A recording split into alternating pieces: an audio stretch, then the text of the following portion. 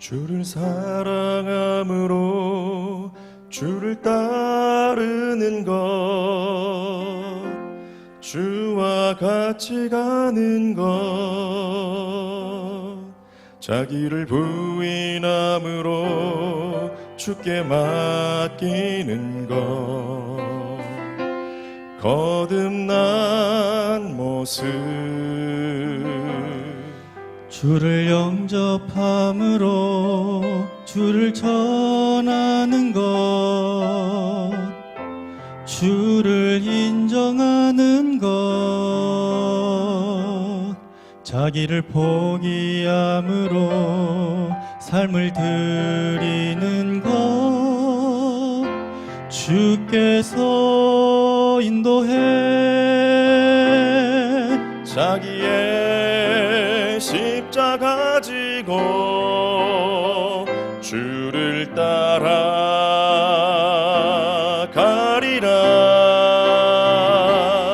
세상의 그 어떤 부와 명예도 주보다 귀할 순 없어. 이전에 나 몰랐던 주를 만났네. 날 위하여 죽으신 주를 사랑해 자기 목숨까지도 주께 맡기는 자는 영원한 생명이 있네.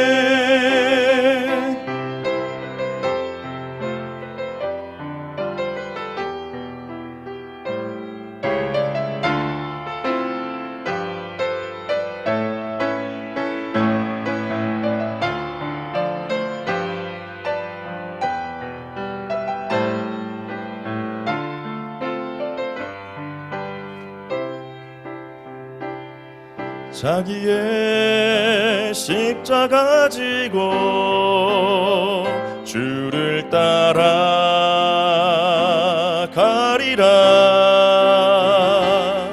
세상의 그 어떤 부와 명예도 주보다 귀할 순 없어. 이전에 나 몰랐던 주를 만났네. 날 위하여 죽으신 주를 사랑해 자기 목숨까지도 주께 맡기는 자는 영원한 생명이 있네. 슬픔을 기쁨으로 바꾸시고 절망을 소망으로 지극히 작은 자를 사랑하사 고통의 십자가 지셨네.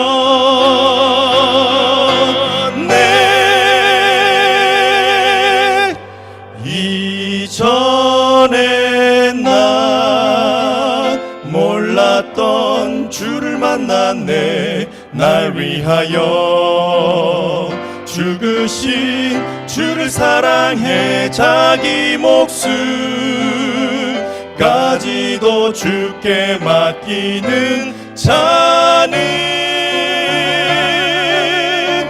영원한 생명이 있네. 영원한 생명 있네.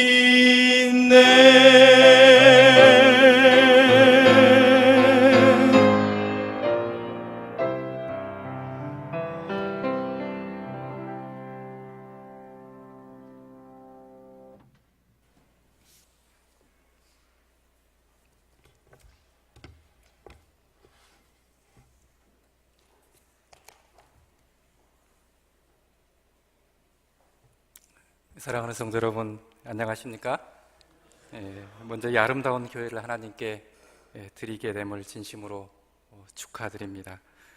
113년 그 긴 세월 동안 교회를 붙드시고 이끌어 주셨으니 하나님 아버지께 감사와 영광을 드립니다. 이제 앞으로도 우리 주님 다시 오실 때까지 우리 모두와 교회를 붙드시고 이끄실 것을 확신합니다. 또한 헌당을 기념하여 열리는 이 일주일간의 말씀 성회에 하나님께서 친히 함께 하실 것을 믿습니다. 우리 모두가 하나님의 은혜로 이 시간 우리 하나님 아버지께서 주시는 뜨거운 사랑을 뜨겁게 경험하게 되기를 간절히 바랍니다.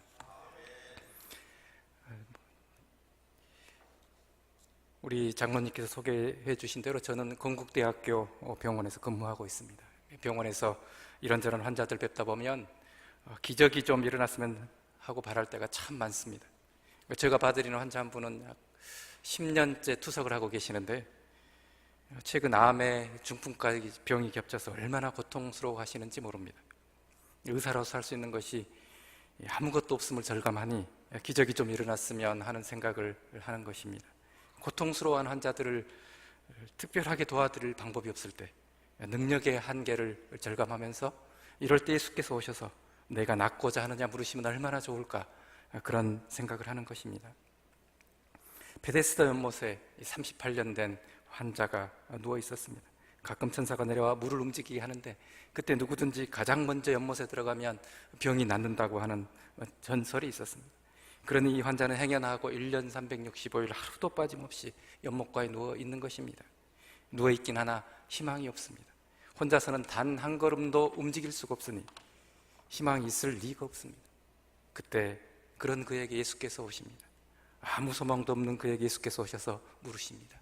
내가 낫고자 하느냐? 그 기적을 오늘 우리에게도, 그 기적이 오늘 우리에게도 일어나면 얼마나 좋을까요? 그런 복이 우리에게도 임하면 얼마나 좋겠습니까? 그런데 사랑하는 성도 여러분, 병에서 낫는 것도 복이지만 병에 걸리지 않고 건강하게 지내는 것도 더 큰 복입니다. 이 복 누리기를 우리 모두는 진심으로 원합니다. 그런데 우리만 원하는 것이 아니라 하늘에 계신 우리 하나님 아버지께서도 간절히 원하고 계십니다. 그래서 주신 기별이 바로 건강 기별입니다.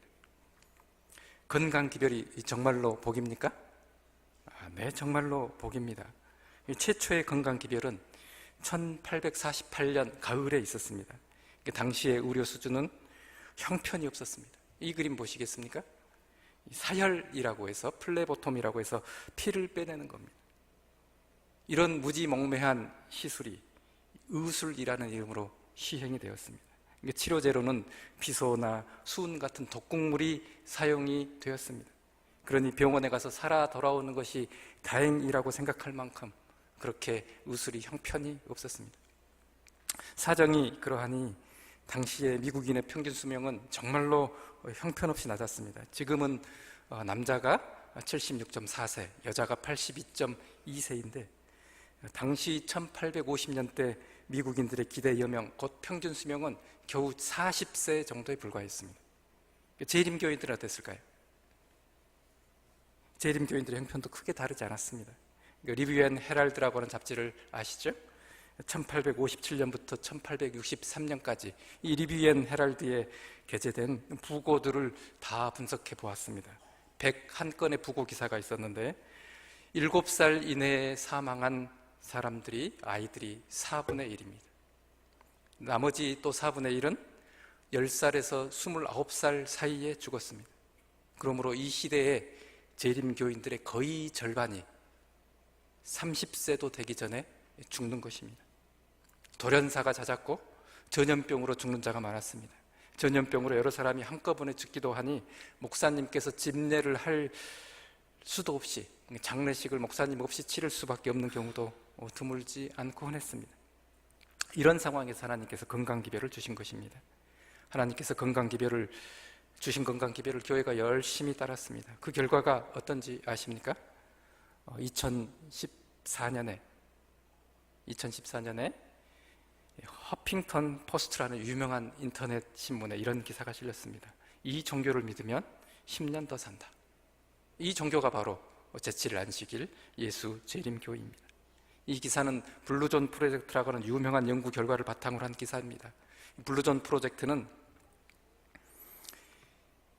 아주 유명한 연구로 그 결과가 내셔널 지오그래픽의 특집 기사로 실렸습니다. 이 장수의 비결이라고 하는 특집 기사였는데 거기에 미국 캘리포니아의 로마린다의 제7일 안식일 예수 재림교인들이 소개가 됩니다. 보통의 미국인들보다 약 10년이나 더 장수한다는 것입니다. 내셔널 지오그래픽에서는 미국 캘리포니아 로마린다의 제7일 안식일 예수 재림교인들이 미국의 평균 사람들보다 10년이나 더 오래 사는 이유를 이렇게 세 가지로 분석했습니다. 첫째는 매일 운동을 한다는 것입니다. 둘째는 온 가족이 모여서 야채와 과일로 풍성한 식사를 즐긴다고 하는 것입니다. 마지막으로 이 사람들은 모두 안식일을 지키는데, 특별히 안식일이면 자연으로 나가서 몸과 마음을 편히 쉰다, 이렇게 분석을 했습니다. 전 세계 모든 의과대 학생들이 보는 내과학 교과서가 있습니다. 해리슨이라고 부릅니다. 이 해리슨의 대장암 항목에 보면 이런 문장이 쓰여져 있습니다.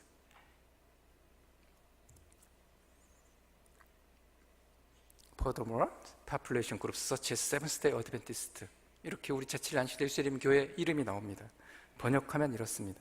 제7일 안식일 예수재림 교인들은 대장암에 훨씬 덜 걸리고 대장암에 의한 사망률도 현저하게 낮은데, 그 이유는 그들의 식사 습관과 생활 양식이 여느 사람들과는 다르기 때문이다. 그들의 식사 습관과 생활 양식이라고 하는 것이 바로 뉴 스타트로 대변되는 건강개혁입니다. 건강개혁의 효과는 정말로 놀랐습니다. 이것을 한번 보시겠습니까? 뉴스위키즈에 실린 How to Live Forever라고 하는 기사입니다. 어떻게 하면 건강하게 오래 살 수 있는가 하는 것에 대한 내용이었습니다. 예를 들면 이런 겁니다. 당신이 여성입니까?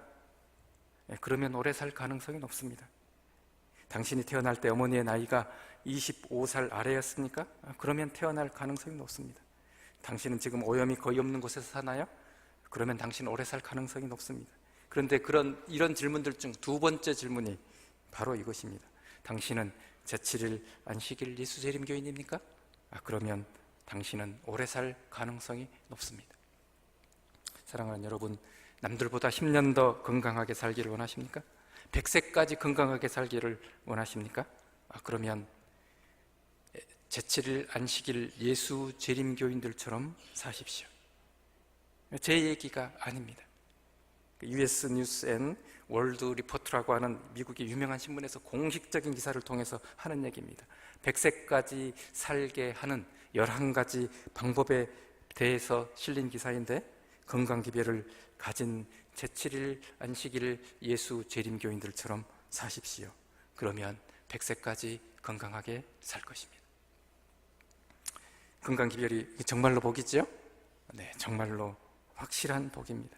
그런데 사랑하는 성도 여러분, 저 여러분들이 남들보다 이 땅에서 100년, 10년 더 건강하게 오래 사는 것, 하나님이 원하시는 것이 그것일까요? 하나님께서 우리에게 주시려고 하는 복이 정말 그 복일까요? 하나님이 우리에게 바라시는 것이 정말 그것일까요? 아닙니다. 하나님은 우리가 이 땅에서 남들보다 10년 더 건강하게 살기를 바라십니다. 바라긴 하시지만 하나님이 주시려고 하는 진짜 복은 그 복이 아닙니다. 하나님은 우리가 10년 더 건강하게 살다가 편안하게 죽는 것을 바라시는 것이 아니라 우리가 죽지 않고 영원히 살게 되기를 바라십니다. 하늘에서 하나님과 영원히 함께 사는 것, 그것이 바로 하나님이 우리에게 주시려고 하는 복인 것입니다. 거기서 여호와께서 복을 명령하신다니 곧 영생이로다. 이 사실을 잊어버리면 우리는 심각한 문제에 빠지게 됩니다. 이 땅에서 건강하게 사는 것에는 지대한 관심을 두지만 하늘에서 영원히 사는 것에 대해서는 그렇게 큰 관심이 없는 사람들처럼 살게 된다는 얘기입니다. 어느 안식일이었습니다. 점심때 늘 나오던 과일이 나오지 않는 것입니다. 그 안식일 뿐이겠거지 했더니 아닙니다. 식후 과일 디저트가 그 안식일 이후로 아예 없어져 버렸습니다. 저는 식사 후에 사과 한 쪽이라도 먹어야 식사를 마친 것 같은 그런 느낌이 드는 사람인지라 참 서운하기 짝이 없었습니다. 그런데 그 이유를 알고 보니 기가 막힙니다. 식후에 과일을 먹으면 술이 된다고 했다는 겁니다. 과일을 식사 후에 먹으면 과일이 위에서 내려가지 못하고 밥이랑 섞여서 발효가 되고 심지어는 부패가 된다는 것이죠. 더군다나 정말로 그런지는 모르지만 제가 찾아본 바로는 없습니다. 그런데 정말로 그런지는 잘 모르지만 이 말씀이 예언이신 어디에 나왔다고 하는 것입니다. 그러니 바로 그날부터 식후 과일 디저트가 자취를 감춰버린 것입니다. 그리고는 다들 식사하기 전에 과일을 드십니다. 저는 오늘 식사 후에 과일을 먹으면 안 된다고 하는 얘기가 얼마나 근거가 빈약한 얘기인지 그것에 대해서 말씀을 드리려고 하는 것이 아닙니다. 과일을 식사 전에 먹든 식사 후에 먹든 식사 중에 먹든 그것이 지금 중요한 것이 아닙니다. 중요한 것은 오늘 우리의 관심이 어디에 있는가 하는 것입니다. 원수를 사랑하는 말씀에는 그렇게 더디 반응하면서도 식후에 과일을 먹지 말라고 하는 얘기에는 즉각적으로 반응을 하는 것, 이것이 오늘 혹시 우리의 모습이 아닌가요? 오늘 우리의 관심이 지금 이 땅에서 건강하게 사는 것에만 관심이 쏠려 있지 않은가? 우리의 관심이 진정으로 영생에 있는가? 그것이 중요하다, 그 말씀입니다. 다시 말씀드리지만 하나님께서 우리에게 주시려고 하는 행복은 영생입니다. 그러니 오늘 우리의 관심이 이 땅의 건강이 아닌 영생에 있어야 하지 않겠습니까? 사랑하는 여러분, 하나님께서 주시려고 하는 이 복, 곧 영생을 받기 위해서는 우리가 어떻게 해야 할까요? 성경에 그 답이 있습니다. 요한복음 17장 3절 말씀입니다. 영생은 곧 유일하신 참 하나님과 그가 보내신 자 예수 그리스도를 아는 것이니이다. 하나님과 예수 그리스도를 아는 것이 영생이라고 하셨으니 우리가 알아야 하지 않겠습니까? 하나님을 알아야, 예수 그리스도를 알아야 하지 않겠습니까? 저와 여러분은 참으로 다행하게도 하나님 은혜로 예수 그리스도를 알게 되었습니다. 뿐만 아니라 말씀을 통해서 날마다 더 깊이 알아갑니다. 날마다 더 큰 복을 누리는 것입니다. 이제 우리가 누리는 이 큰 복을 어떻게 하면 나눌 수 있을까요? 어떻게 하면 복을 나눌 수 있을까? 어떻게 하면 하나님을 알게 할 수 있을까? 이것을 고민하는 것이, 이것을 고민하고 행동하는 것이 바로 곧 교회입니다. 그러므로 교회는 건강 기별을 나누고 전하는 것을 고민할 것이 아니라 어떻게 하면 영생이라는 이 복을 나눌 수 있을까? 그것을 고민해야 하지 않겠습니까? 하나님을 아는 것이 곧 영생이니 어떻게 하면 하나님을 더 잘 알 수 있을까? 그것을 고민해야 한다, 이 말씀입니다. 사랑하는 여러분, 그런데 이 말씀을 한번 보십시오. 건강개혁은 복음사업의 오른손이다. 건강개혁과 새천사의 기별은 마치 손과 몸의 관계처럼 밀접하게 연결되어 있다. 건강개혁이라고도 부르고 건강복음이라고도 부르는 이 건강기별을 가리켜 복음의 오른손이라고 하지 않습니까?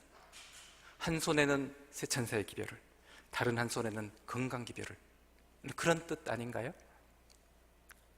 그러므로 건강기별 중요합니까? 중요합니다. 매우 중요합니다. 그러나 여러분, 우리가 결코 잊지 말아야 할 것이 있습니다. 건강기별, 그것이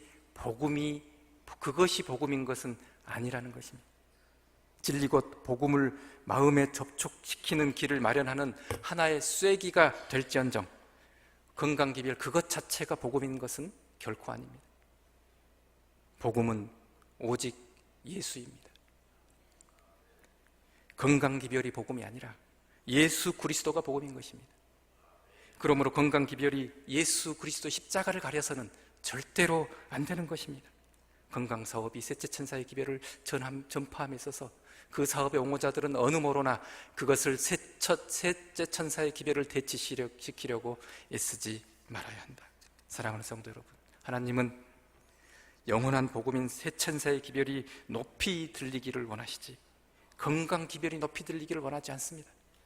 하나님은 영원한 복음이신 예수 그리스도가 높이 들리기를 원하고 계시지 건강 기별이 높이 들려 예수 그리스도 십자가를 가리기를 원하지 않으십니다.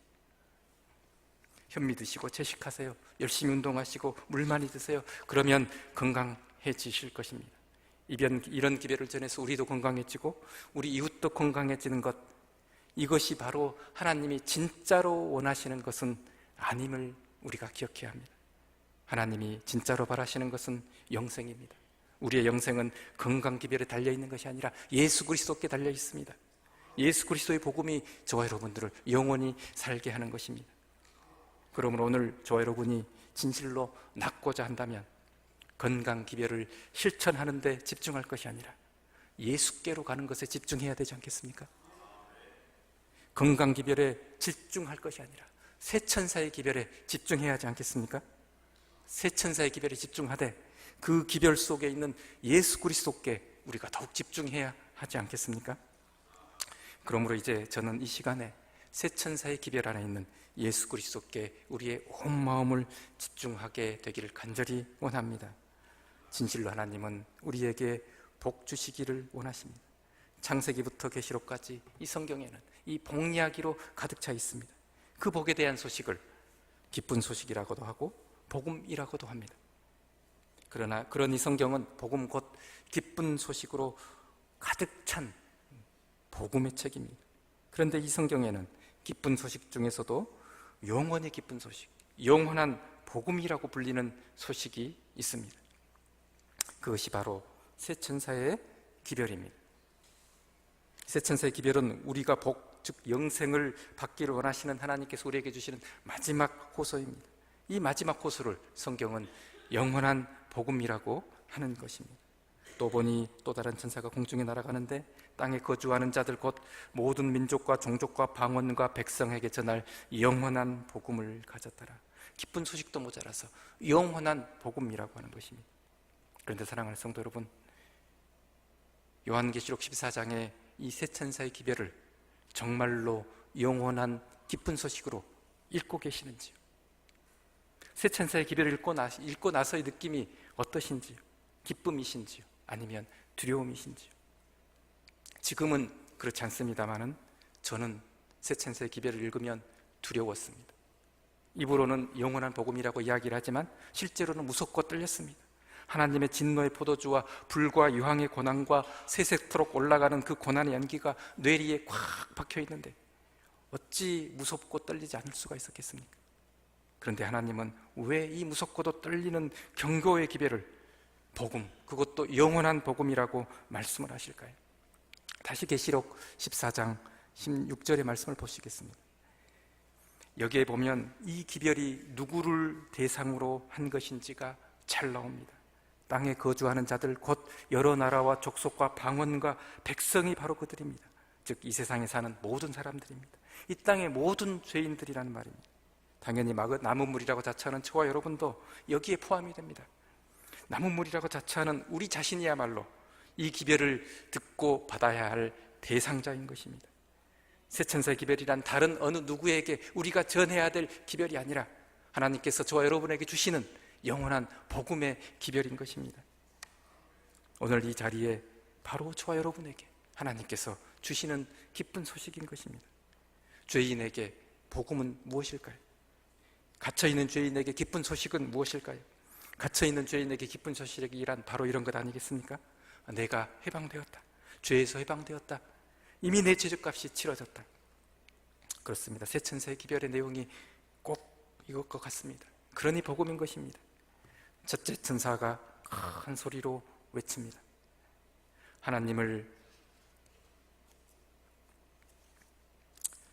하나님을 두려워하며 그에게 영광을 돌리라. 이는 그의 심판의 시간이 이르렀음이니 하늘과 땅과 바다와 물들의 근원을 만드신 이를 경배하라더라.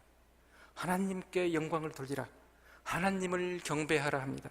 그런데 그 하나님이 어떤 하나님이냐면요, 하늘과 땅과 바다와 물들의 근원을 만드신 하나님이십니다. 창조주 하나님이라 그 말입니다. 그런데 하나님이 하늘과 땅과 바다와 물들의 근원을 만드신 창조주라고 하는 사실이 저 여러분에게 정말로 복음인가요? 하나님이 창조주라고 하는 사실이 정말로 우리에게 복음인가요? 만약에 복음이라면 그 이유가 무엇일까요? 사랑하는 여러분, 하나님이 하늘과 땅과 바다와 물들의 근원을 만드신 창조주라는 이 말씀은 하나님께서 저와 여러분을 창조하셨다는 놀라운 선언입니다. 전능하신 하나님이 바로 나를 창조하셨다는 것입니다. 그런즉 누구든지 그리스도 안에 있으면 새로운 피조물이라. 이전 것은 지나갔으니 보라 새 것이 되었도다. 나의 창조주 하나님, 그분은 에덴에서 손수 흙을 빚어 사람을 창조하셨습니다. 그랬을 뿐만 아니라 죄로 말미암아서 흙으로 돌아가 버린 우리 옛사람을 갈바리 십자가에서 새 사람 곧 하나님의 아들로 새롭게 다시 창조하여 주신 것입니다. 그러므로 하나님께서 나의 창조주라고 하는 이 말씀은 나는 그의 지으심을 받은 하나님의 아들이다, 그런 말씀입니다. 하나님은 지금 우리에게 말씀하십니다. 내가 너를 사랑한다. 내가 너를 다시 아들로 창조하였다. 그 약속에 대한 보증으로 하나님은 무화과 나무잎으로 치마를 입고 있는 아담과 하와에게 양을 잡아서 양가죽으로 옷을 만들어 입혀주십니다. 이에 그들의 눈이 밝아져 자기들이 벗은 줄을 알고 무화과 나무잎을 엮어 치마로 삼았더라. 여호와 하나님이 아담과 그의 아내를 위하여 가죽옷을 지어 입히시니라. 웬일인지 으스스 한기가 갑자기 느껴집니다. 벌거벗고 있다는 사실도 갑자기 알게 되었습니다. 아담과 하와는 서둘러서 무화과 나무 잎사귀를 뜯어서 얼기설기 치마를 만들어 걸칩니다. 그런데 갑자기 하나님이 에덴에 오시는 것 같습니다. 이전 같으면 맨발로 달려나가서 하나님을 반가이 맞이했을 텐데 이제는 왠지 하나님이 두렵기만 합니다. 그 좋던 하나님이 이제는 무섭고 두려워진 것입니다. 나무 뒤에 얼른 숨었습니다. 그래도 가슴이 진정되지 않습니다. 그렇게 숨어 떨고 있는 아담과 하와에게 하나님은 말씀하십니다. 아담아, 아담아. 아담이 겁먹은 소리로 떨며 대답합니다. 하나님은 아담에게 큰 돌 하나를 주워오게 하십니다. 아담아, 이 돌로 어린 양의 머리를 힘껏 내리쳐라. 아담은 하나님이 시키는 대로 합니다. 돌을 들어서 있는 힘을 다해 양의 머리를 내리칩니다. 양이 갑자기 입에 피거품을 물고 쓰러집니다. 사지를 달달달 떨면서 매 가는 울음소리를 냅니다. 아담은 너무나도 깜짝 놀랐습니다. 생전 처음 보는 일이 눈앞에서 벌어지고 있으니 아담은 놀라지 않을 수가 없습니다. 하나님, 어린 양이 지금 왜 이렇습니까? 아담아, 어린 양이 지금 죽어가고 있단다. 네. 아담은 얼음장같이 얼어붙어 버렸습니다. 그동안 죄를 지으면 죽게 될 것이라고 하는 걸 수도 없이 하나님으로부터 들었습니다. 그러나 죽는다는 것이 무엇인지를 본 적이 없으니 그 말이 별로 실감이 나지 않았습니다. 그런데 그 죽음을 지금 두 눈으로 직접 목격하고 있는 것입니다. 그러니 아담이 얼마나 깜짝 놀랐겠습니까? 하나님, 제가 그렇게 죽게 되는 겁니까? 공포에 질려서 아담이 하나님께 여쭙습니다. 그 아담에게 하나님이 대답하십니다. 아니다, 아담아, 너는 죽지 않아도 된다. 너 대신 내가 죽을 것이다. 하나님은 두려움과 공포에 쌓인 아담과 하와에게 그렇게 언약을 하셨습니다. 그 언약의 표로 하나님은 어린 양의 가죽을 벗겨 옷을 지어 입히십니다. 예수 그리스도는 창세로부터 죽임을 당한 어린 양이시니 하나님은 지금 자신의 살가죽을 벗겨서 그것으로 옷을 지어 아담과 하와에게 입히시는 셈이십니다. 가죽옷을 지어 입히시면서 하나님은 굳은 맹세로 언약을 하십니다. 내가 죽는 한이 있더라도 반드시 너를 살리겠다. 내가 반드시 너를 다시 창조하겠다. 저 여러분들 새로운 피조물로 창조하시기 위해서 자기 살가죽으로 옷을 만들어 입히신 하나님, 그 하나님이 바로 영원한 복음이신 것입니다. 셋째 천사의 기별을, 첫째 천사의 기별을 다시 요약하자면 이렇습니다. 너는 창조주 하나님의 아들이니 창조주 하나님만을 의뢰하거라. 그분은 하늘과 땅과 바다와 물들의 근원을 만드셨을 뿐만 아니라 너를 새 사람으로 다시 창조하시는 전능하신 여호와 창조주 하나님이시다. 그러니 그를 의뢰하는 자에게는 심판의 그날이 여호와의 크고 두려운 날이 아니라 여호와의 크고 영화로운 날이 될 것입니다. 그러므로 첫째 천사의 기별은 즐거운 기별인 것입니다. 영원한 복음인 것입니다. 이제 둘째 천사가 큰 소리로 외칩니다. 무너졌도다, 무너졌도다, 큰 성 바벨론이여. 모든 나라에게 그의 음성으로 말미암아 진노의 포도주를 먹이던 자로다 하더라. 큰 성 바벨론이 무너졌다는 기별입니다. 우리는 여기서 어떻게 영원한 기별을 읽을 수 있겠습니까? 이 기별이 어떻게 우리에게 기쁜 소식으로 들릴 수 있겠습니까?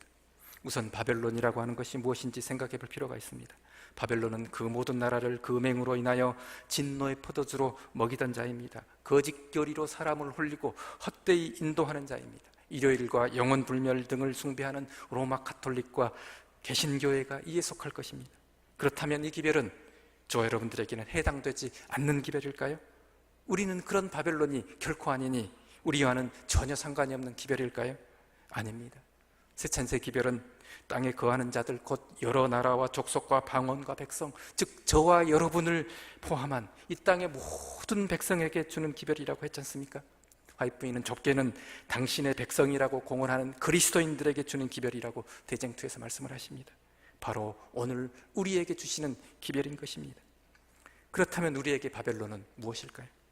일요일과 영혼불멸 등의 거짓교리라고는 전혀 없는 우리에게 바벨론은 무엇일까요? 첫째 천사의 기별은 창조주 하나님이 곧 복음이라고 하는 것이었죠. 창조주 하나님이 우리를 새로운 피조물로 창조하셨으니, 재창조하셨으니 그것이 복음인 것입니다. 흠없고 완전한 새로운 피조물로 재창조하셔서 영원히 하나님과 함께 거하도록 하신다. 그 기쁜 소식이 바로 첫째 천사의 기별이었습니다. 그 약속에 대한 보증으로 하나님은 무화과 나무 잎으로 치마를 만들어 두르고 있던 아담과 하와에게 양을 잡아 그 가죽으로 옷을 만들어 입혀주십니다. 그런데 만약 아담과 하와가 무화과 나뭇잎 치마를 고집한다면 어떻게 될까요? 바로 그 무화과 나무 치마가 바로 저와 여러분 안에 있는 바벨론입니다. 양가죽으로 만든 옷보다 가치 있게 여기는 어떤 것이 있습니까? 그것이 바로 내 안의 바벨론입니다. 그리스도보다 가치가 더 큰 내 안의 모든 것, 그리스도께로 향하지 못하게 하는 내 안의 모든 것, 그것들이 바로 내 안의 큰 성 바벨론이라 그 말입니다. 혹시 오늘 우리가 그리스도 이외의 것을 통하여 구원을 얻으려는 시도를 하고 있습니까? 안식일을 기억하여 거룩하게 지킴으로 의롭게 되려고 시도하고 있습니까? 건강기별을 철저하게 지킴으로 품성의 변화를 받아 하나님 앞에 의롭게 서려고 시도하고 있습니까? 그 모든 시도가 바로 내 안의 큰 성 바벨론이라 그 말입니다. 사랑하는 여러분, 죄로 인해서 하나님의 형상을 잃어버리고 아담의 형상으로 전락해버린 저와 여러분, 우리는 예외 없이 죄의 성에 갇히고 말았습니다. 바로 바벨론이라고 하는 거대한 성입니다. 귀신의 초소와 각종 더러운 영이 모이고 각종 더럽고 가증한 새들이 모이는 곳, 그 성이 우리를 둘러서 꼼짝 못하게 하고 있습니다. 그뿐만이 아니라 아무도 들여다보지 못하는 내 마음속 가장 깊은 곳에도 그 바벨론이 커다랗게 자리를 잡고 있지 않습니까?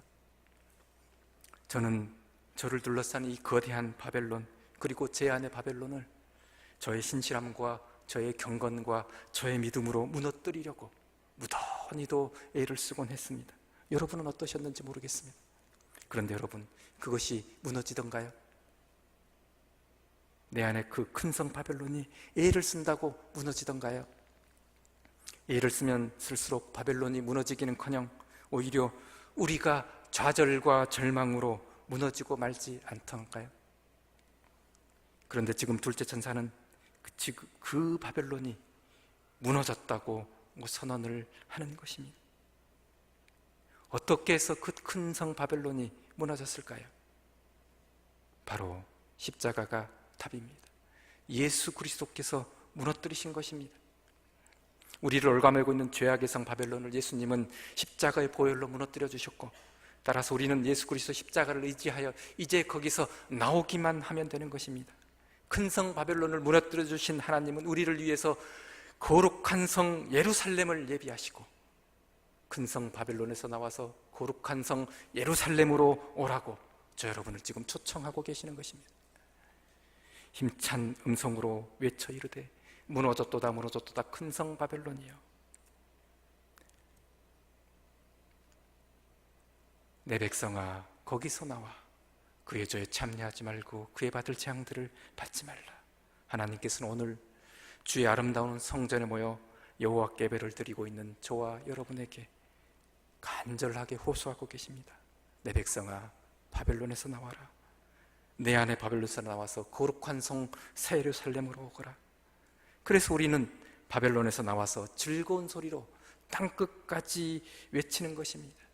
바벨론을 무너뜨려 주시고 우리를 구속하여 주신 구속주 하나님을 땅이 떠나가도록 즐겁게 외치는 것입니다.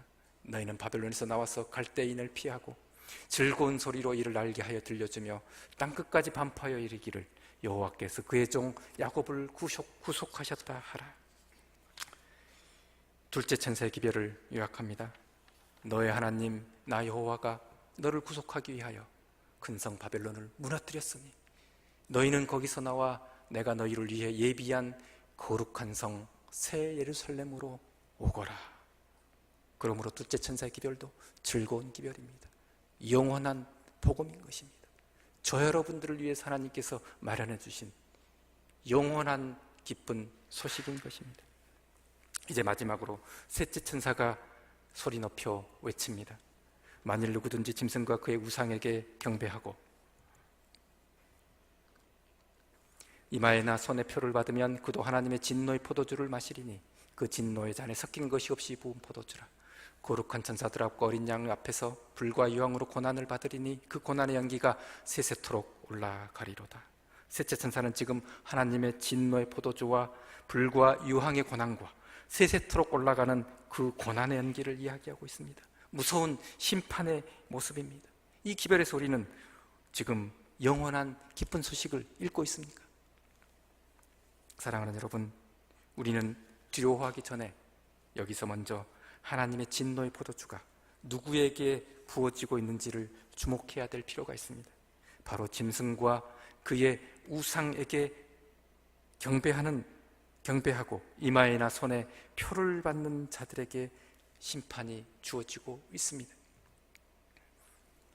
무섭고도 두려운 이 심판은 무화과 나뭇잎 치마를 고집하는 사람들에 대한 심판인 것입니다. 하나님의 애타는 초청에도 불구하고 여전히 무화과 나무 치마를 고집하는 사람들, 여전히 바벨론에서 빠져나오지 아니하고 한 발은 교회에, 한 발은 내 안의 바벨론에 발을 딛고 담그고 있는 사람들, 바로 그 사람들에 대한 심판인 것입니다. 그들은 거룩한 천사들 앞과 어린 양 앞에서 불과 유황으로 고난을 받아 밤낮 쉼을 얻지 못할 것입니다. 그 고난의 연기가 세세토록 올라갈 것입니다. 그런데 대적 원수 마귀는 끊임없이 우리를 유혹합니다. 하나님이 이렇게 명백하게 진노를 말씀하심에도 불구하고 마귀는 유혹합니다. 하나님은 사랑이시니 하나님의 진노는 결코 없다. 그런 달콤한 말로 우리들을 꿰고 있습니다. 그 속임수를 성경은 이렇게 명백하게 밝힙니다. 나는 여왕으로 앉은 자요 과부가 아니라 결단코 애통함을 당하지 아니하리라. 하나님의 진노가 없다는 것입니다. 너희가 말하기를 우리는 사망과 언약하였고 수월과 맹약하였은즉 넘치는 재앙이 올지라도 우리에게 미치지 못하리니 하나님이 사랑이시니 우리에게 진노하시지 않으신다고 사단이 꿰고 있는 것입니다. 바벨론의 속임수는 에덴 동산에서 사탄 루스벨로부터 시작이 되었습니다. 하나님은 정령 죽으리라 단호하게 선언을 하고 계시는데 루스벨은 정반대 이야기를 합니다. 너희가 결코 죽지 아니하리라. 이 속임수로 하와를 꿰는데 성공합니다. 그런데 하나님은 아무도 멸망하지 아니하고 다 회개에 이르기를 원하시는 분이십니다. 그래서 하나님은 이스라엘 족속아 너희가 어찌하여 죽고자 하느냐 애 같아서 말씀하시는 것입니다. 이스라엘 족속아 너희가 어찌하여 죽고자 하느냐 주 여호와의 말씀이니라. 죽을 자가 죽는 것도 내가 기뻐하지 아니하노니 너희는 스스로 돌이키고 살지니라. 하나님이 지금 셋째 천사의 기별을 통해서 바벨론의 꼬임에 속아 짐승의 표를 받음으로 진노의 포도주를 마시지 말라고 우리에게 간절하게 호소하고 계시는 것입니다.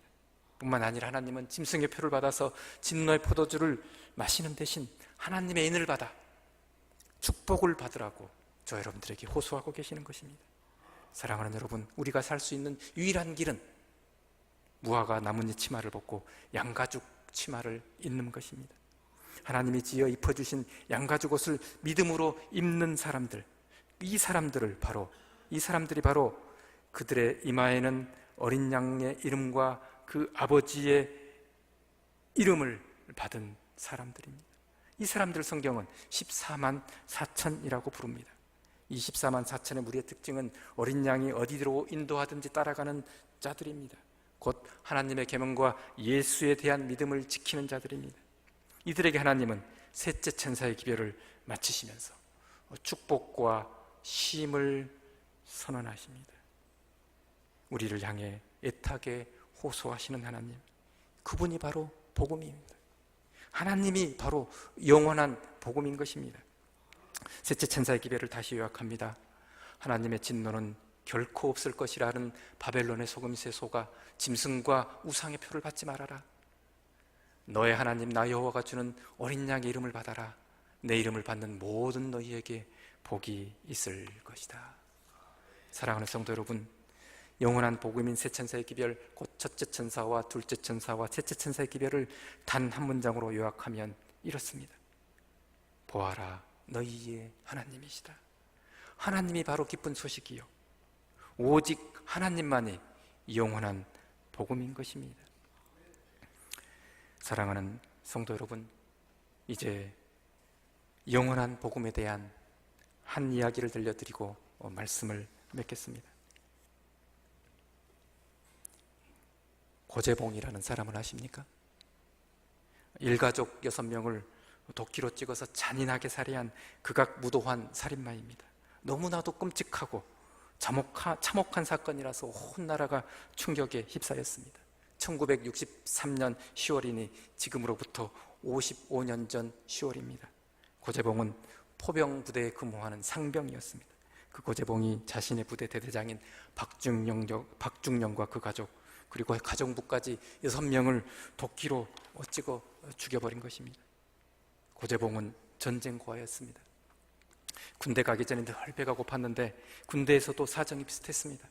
마침 관사의 사역병으로 일하게 되어서 대대장 관사에서 이런저런 집안일을 하게 되었습니다. 그러던 어느 날 대대장 집에서 음식을 조금 훔쳐먹고 나오다가 가정부에게 그만 들키고 말았습니다. 대대장 집에서 일하는 그 가정부가 대대장 부인에게 일러 바칩니다. 고재봉이가 도둑님입니다. 전에 트랜지스터 라디오도 고재봉이가 훔쳐갔습니다. 그렇게 없는 일까지 지어내어 고자질을 했습니다. 그 말을 들은 부인은 화가 나서 남편 박중령에게 이야기를 했습니다. 박중령은 화가 더 나서 고재봉이를 6개월 영창을 살게 했습니다. 영창에 가 있는 동안 고재봉이는 일을 갑니다. 그깟 고작 누룽지 좀 훔쳐먹었다고 없는 죄까지 누명을 씌워서 영창을 살게 했으니 얼마나 억울하고 한이 맺혔겠습니까? 6개월 내내 영창 보낸 박중령을 향해 가슴에 칼을 품고 일을 간 것입니다. 6개월이 지나 영창에서 나오자마자 고재봉이는 한밤중 새벽 2시에 박중령 집에 몰래 숨어 들어갑니다. 그리고는 박중령부터 시작해서 온 가족을 도끼로 죽여버립니다. 박중령, 부인, 2 아들, 그리고 가정부까지 6명을 도끼로 죽여버린 것입니다. 얼마 안 가서 고재봉이가 잡혔습니다. 그런데 잡힌 다음에 소식을 듣고 보니 자기가 죽인 사람이 박중령이 아니랍니다. 박중령인 줄 알고 죽였는데 엉뚱한 다른 사람을 죽인 것입니다. 박중령은 그 사이에 다른 부대로 정근을 가고 이중령이라고 하는 신실한 감리교인 권사가 대대장으로 발령을 받아서 그 집에 이사를 와서 살고 있었습니다. 그 이중령 가족을 죽인 것입니다. 박중령이든 이중령이든 이제 와서 무슨 상관이 있겠습니까? 사형원들을 받아서 어차피 죽을 목숨이 눈에 뵈는 것이 없습니다. 눈에 뵈는 게 없으니 형무소 안에서도 고재봉이는 포악하고 흉폭하기가 이를 데가 없습니다. 어떤 죄수도 건드리지 못했고 심지어는 교도관, 헌병들도 그냥 내버려둘 뿐이었습니다. 안국선이라고 하는 분이 있었습니다. 대한성서공회 권서인, 우리로 치면 문서전도인으로 일을 하던 분이십니다. 이분 마음속에 자꾸만 한 음성이 들립니다. 형무소에 있는 고재봉이를 찾아가라는 음성입니다. 너 고재봉이 알지? 네, 신문에서 보았으니 합니다. 고재봉이 찾아가거라. 찾아가서 예수를 전하거라. 포악하고 흉폭하기로 소문난 살인마 고재봉이를 찾아가라니 선뜻 엄두가 나질 않았습니다. 그래서 자꾸만 그 음성이 들립니다. 어느 날 드디어 큰 마음을 먹고 형무소에 가서 면회를 신청했습니다. 말로만 듣던 고재봉이를 만났습니다. 성경을 주면서 예수 믿으라 고난이 욕을 하고 길길이 뛰며 난리가 아닙니다. 얼마나 호되게 당했는지 다시는 안 가리라 생각을 하고 돌아왔습니다. 그런데 또 음성이 들립니다. 고재봉이 찾아가라. 자꾸만 가라 하시니 며칠 지나서 다시 또 갔습니다. 고재봉이는 이번에도 마찬가지입니다. 고재봉이가 떡을 좋아한다고 하는 사실을 알았습니다. 형편이 넉넉치 않은데도 불구하고 있는 돈 없는 돈 다 털어서 맛있는 떡을 사갔습니다. 떡을 사가니 고재봉이가 그 떡을 먹느라고 아무 말 없이 얘기를 듣습니다. 떡을 먹는 동안 예수 믿으라 권합니다. 하나님이 세상을 이처럼 사랑하사 독생자를 주셨으니 이는 저를 믿는 자마다 멸망치 않고 영생을 얻게 하려 하심이라. 떡을 얻어 먹어서인지 이번에는 고재봉이 군말 없이 성경을 받아서 갑니다. 이제 정신을 좀 차렸나, 정신 차리고 성경을 읽나 싶었더니 그게 아닙니다. 형무소 시멘트 바닥이 얼마나 차갑겠습니까? 깔고 앉아서 바닥에 냉기를 피하기에는 이 두툼한 게 성경이 딱 안성맞춤입니다. 성경을 방석 삼아서 깔고 앉은 것입니다. 그 다음에는 통닭을 사서 갑니다. 통닭을 먹는다면 또 이야기합니다. 형제여, 하나님은 당신을 사랑하십니다. 감방 안으로 돌아와 성경을 깔고 앉아있는데 마음이 왠지 편안하지가 않습니다. 하나님이 당신을 사랑하십니다. 안국선 권서인이 한 말이 자꾸만 마음에 맴도는 것입니다. 깔고 앉았던 성경을 슬며시 펴고 읽기 시작합니다. 그런데 아무리 읽어도 무슨 얘기인지 도무지 알 수가 없습니다. 하나님이 세상을 이처럼 사랑하사 독생자를 주셨으니 이는 저를 믿는 자마다 멸망치 않고 영생을 얻게 하려 하심이라. 하도 많이 들어서 이제 익숙하긴 한데 이게 도대체 무슨 말씀인지 알 수가 없는 것입니다. 누구 예수 믿는 사람 없어? 있으면 손 들어봐. 고재봉이가 갑자기 큰 소리로 묻습니다. 또 무슨 심수를 부리려나 싶어서 다들 눈치만 보고 있는데 한 사람이 손을 듭니다. 이인수 대령입니다. 5.16 반혁명 분자로 붙잡혀 들어와 있었는데 이분이 아주 신실한 믿음의 사람이었습니다. 이인수 대령이 고재봉에게 성경을 차근차근 가르칩니다.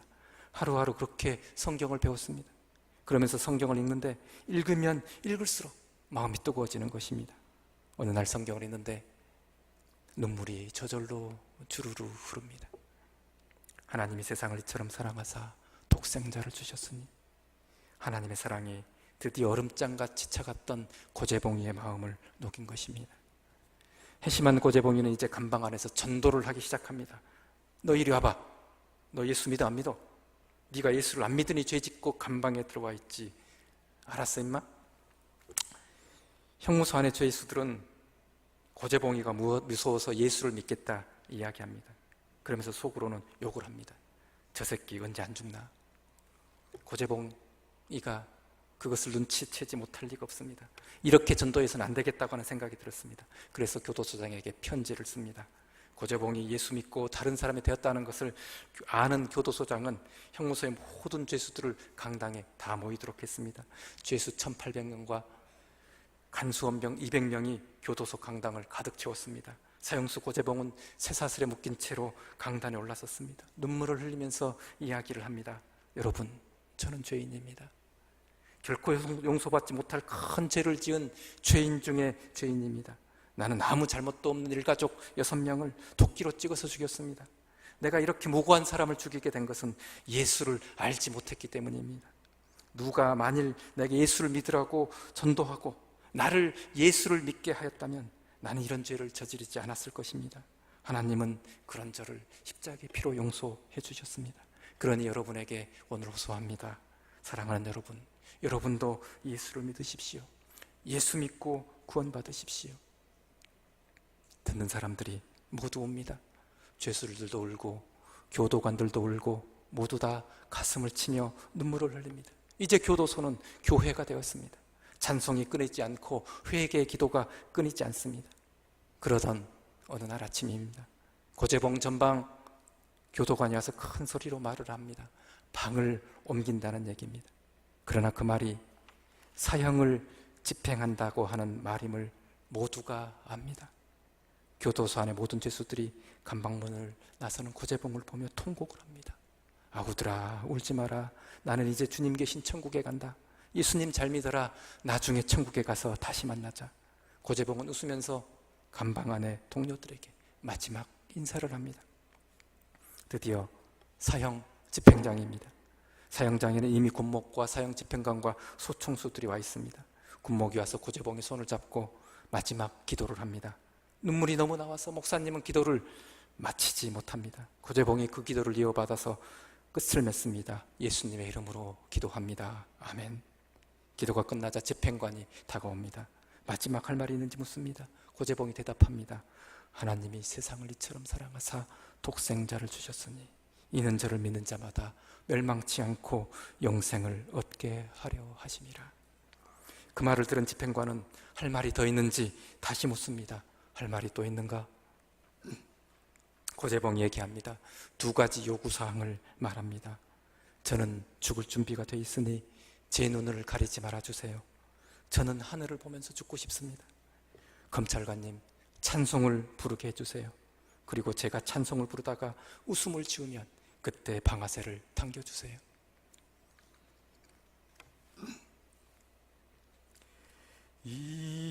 인내하신 구세주여 기도 들으사. 언덕 아래 말뚝에 묶인 고재봉은 눈을 들어 하늘을 보며 나지막하게 찬송을 부르기 시작합니다. 주여 주여 기도 들으사 죄인오라 하실 때에 날 부르소서. 찬송을 부른 고재봉의 눈에 눈물이 가득합니다. 자비하신 주여 보좌 앞에 꿇어 엎드려 자복하고 회개하니 믿음 주소서.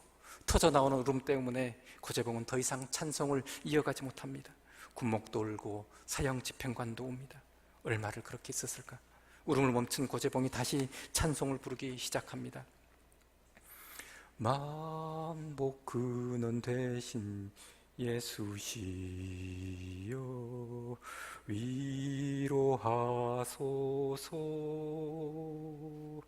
우리 주와 같으시니 어디 있을까? 주여 주여 기도 들으사 죄인 오라 하실 때에 날 부르소서. 마지막 사절을 부르는 고재봉의 입가에 미소가 잔잔히 번지기 시작합니다. 그런데 총성이 들리지 않습니다. 마음에 깊은 감동을 받은 사형 집행관이 발사명령 내리는 것을 깜빡 잊어버린 것입니다. 찬송이 끝나는데도 총소리가 들리지 않자 고재봉은 눈을 뜨고 주위를 다시 둘러봅니다. 그리고는 지그시 눈을 감고 하늘을 우러러 다시 찬송을 부르기 시작합니다. 하늘 가는 밝은 길이 내 앞에 있으니 슬픈 일을 많이 보고 늘 고생하여도 하늘 영광 밝음이 어두운 그늘 헤치니 또다시 눈물이 흐르기 시작합니다. 목이 메어서 더 이상 찬송을 부르지 못합니다. 얼마나 지났을까요? 울음을 겨우 진정시키고 고재봉은 다시 찬송을 부르기 시작합니다. 내가 걱정하는 일이 세상에 많은 중 속의 근심 밖의 걱정 늘 시험하여도 예수 법에로 온 피 모든 것을 이기니 예수 공로 의지하여 항상 이기리로다. 흐느끼던 웃음은 이제 그치고 찬송 소리만 사형장 하늘에 고요히 울려 퍼집니다. 내가 천성 바라보고 가까이 왔으니 아버지의 영광 중에 가실 맘이 또다. 나는 부족하여도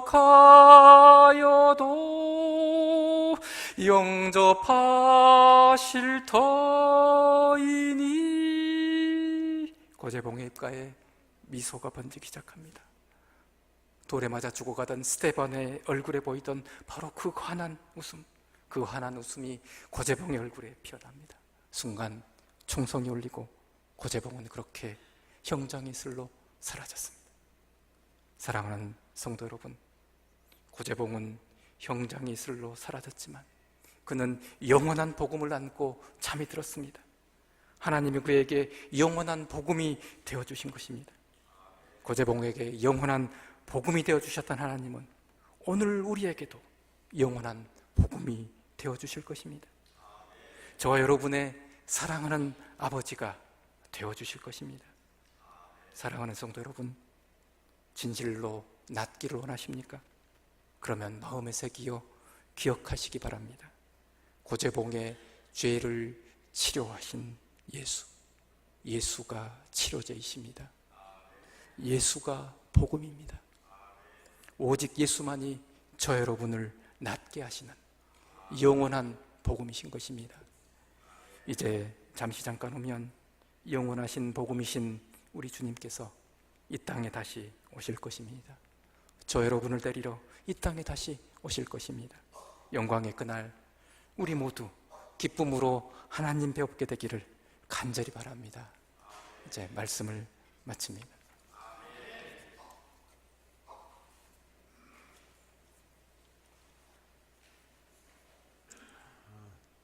몸의 건강뿐만 아니라 영원한 생명에 대해서 좋은 기별의 말씀을 주셔서 감사합니다. 마지막 이야기에서 나왔던 그 찬미를 저희가 같이 찬양하면 더 좋을 것 같습니다. 474장입니다. 474장 찬미 후에 우리 말씀 주신 강사님께서 기도해 주시겠습니다.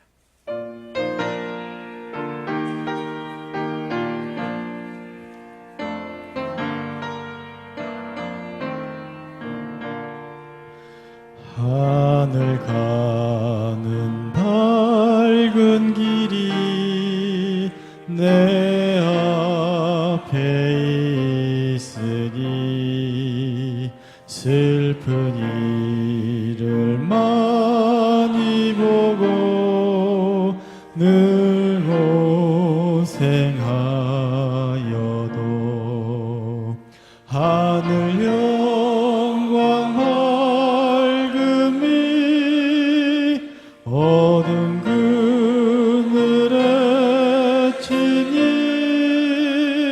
예수 공로 의지하여 항상 빛을 보도다.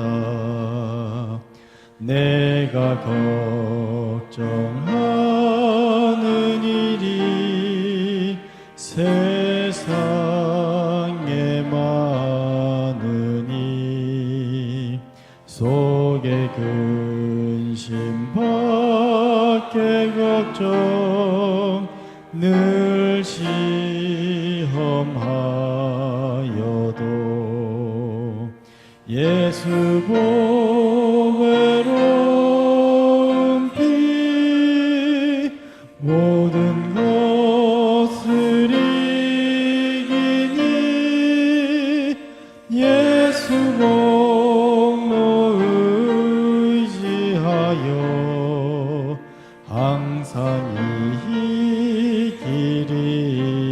이기리로다. 내가 천성 바라보고 가까이 왔으니 아버지의 영광 집에 가실 맘이 또다. 족하여도 영접하실 터이니 영광 나라 계신 임금 우리의 수시로다.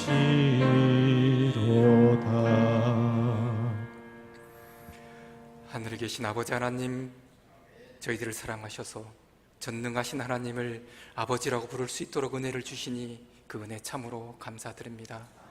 저희들을 사랑함으로 많은 복을 주셔서 저희로 하나님 앞에 그 복을 누릴 수 있도록 인도하여 주셨사오니 또한 감사드립니다. 주께서 주신 이 아름다운 건강 기별을 저희가 말씀대로 실천함으로 이 땅에서 하나님의 원하시는 대로 건강하고 행복하게 지낼 뿐만 아니라 이 기별을 사람들에게 나누어주는 역할을 잘 감당할 수 있도록 주님 축복하여 주시옵소서. 그러나 하나님, 건강 기별이 복음이 아니라 오직 예수 그리스도께서 복음이심을 저희가 잊지 않도록 하나님 저희들을 주관하여 주시옵소서.